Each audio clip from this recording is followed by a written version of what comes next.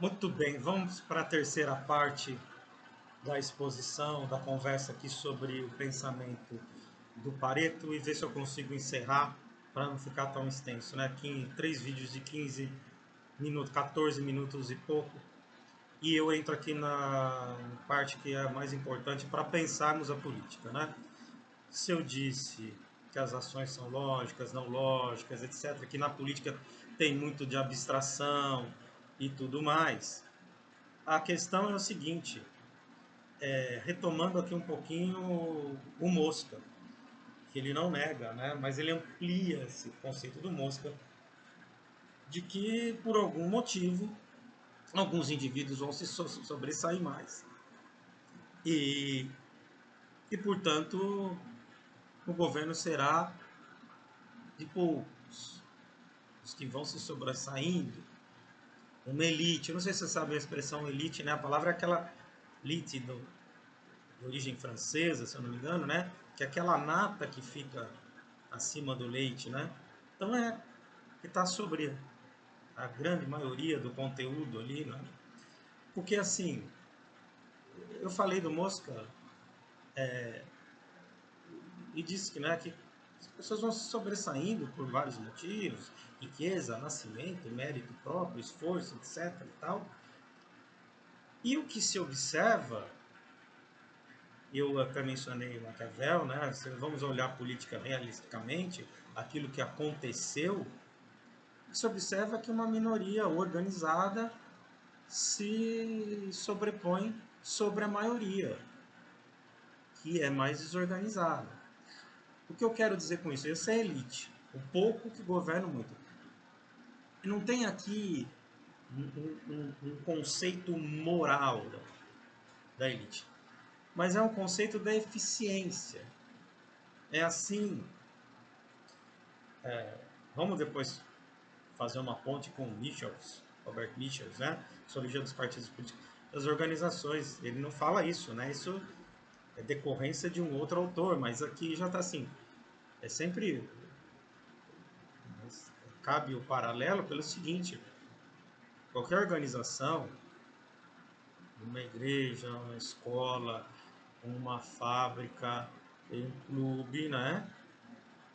São poucos ali que vão ser o cabeça e tomar as decisões.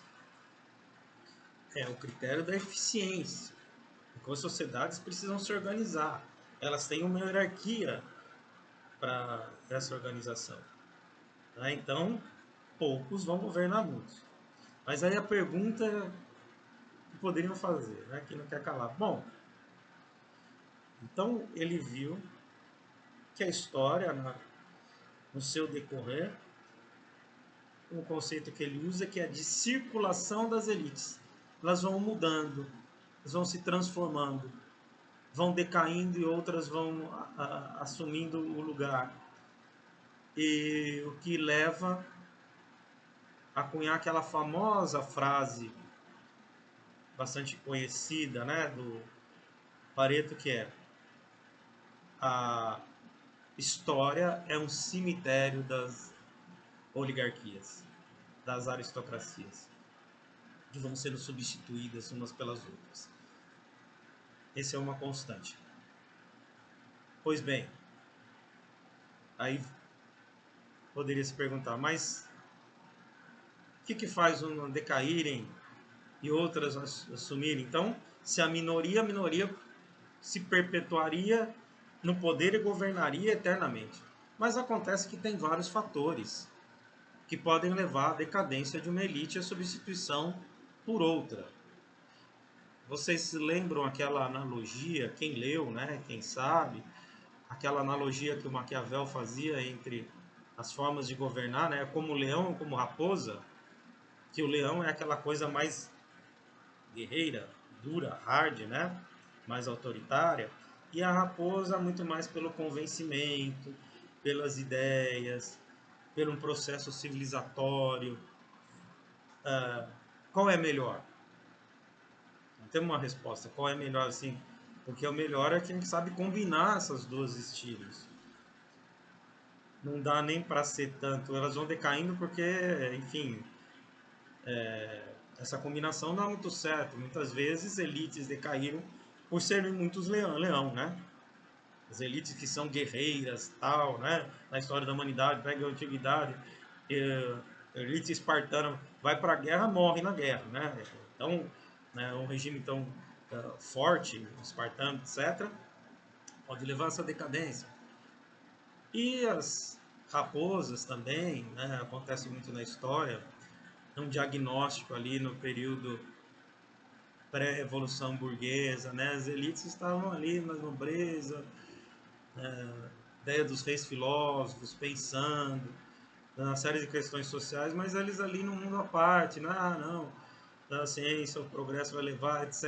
E sem muita iniciativa também, mais contundente e hierárquica. Então, esse ritmo distinto da história que vai fazendo com que sejam substituídas, que uma minoria sempre vá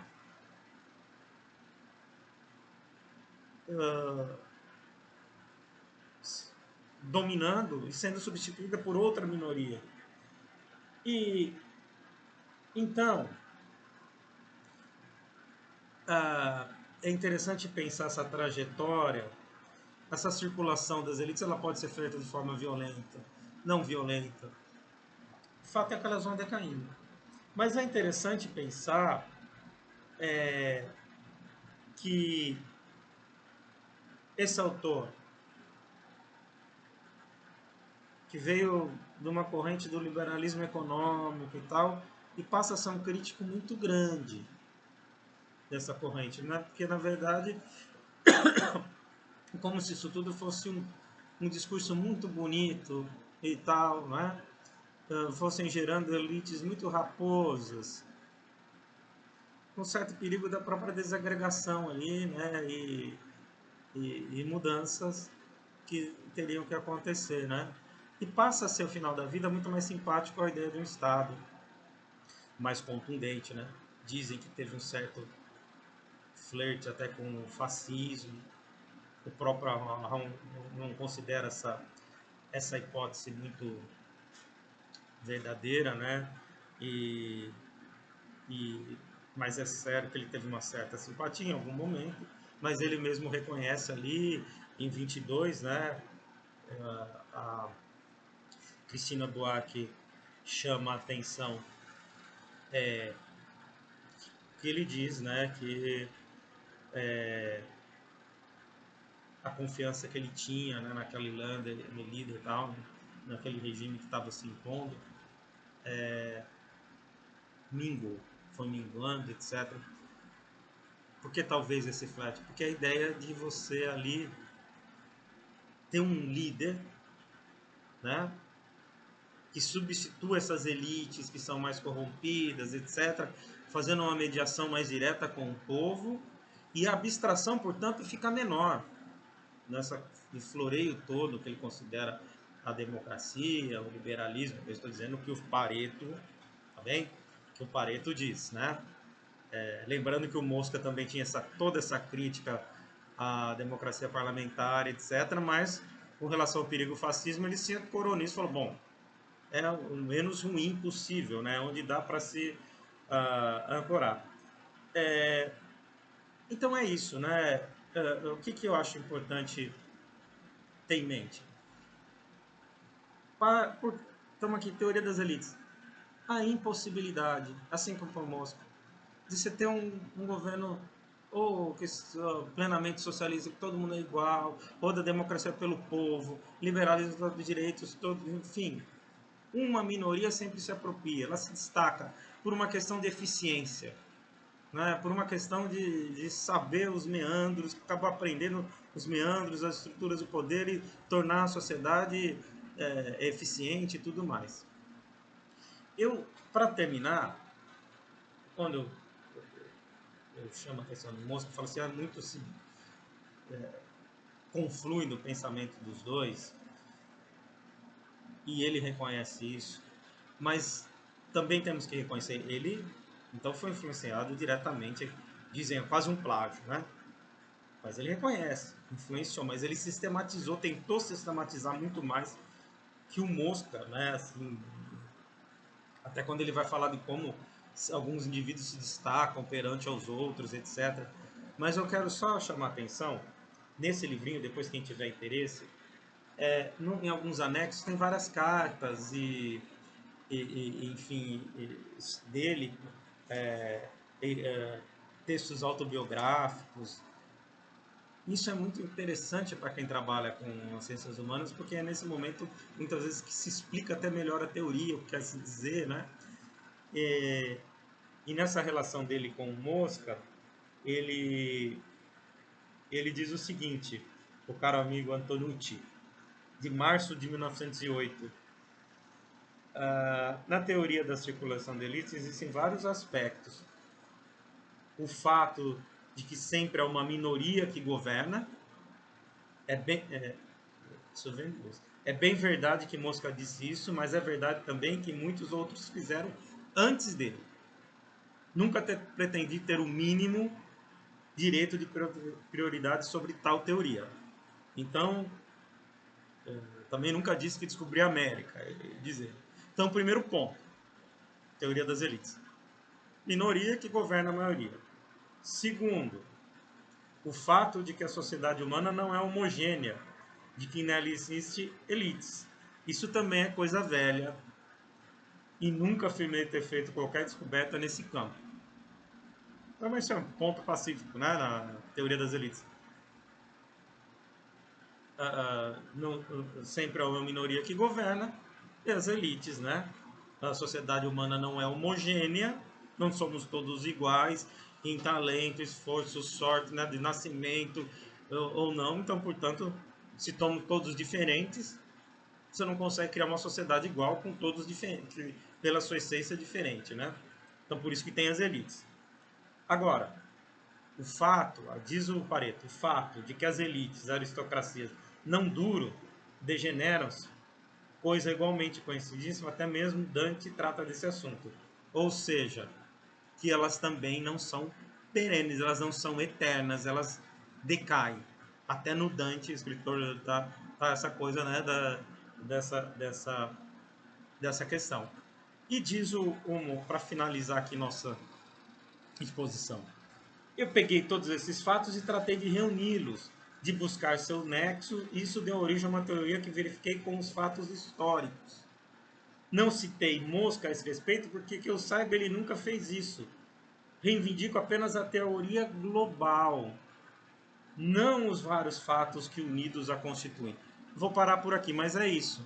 Ele pegou aspectos do que o Mosca já tinha levantado, que ele diz não é nem do Mosca, já vem lá de trás, que sociedade se divide em minoria e maioria, os mais qualificados governam a elite e eles também não duram para sempre. Esses são 3 pontos da teoria da elite, é isso. Né? Em resumo, nessa carta nós temos o que é a teoria da elite. Mas ele diz que ele pegou esses pontos e sistematizou tudo isso.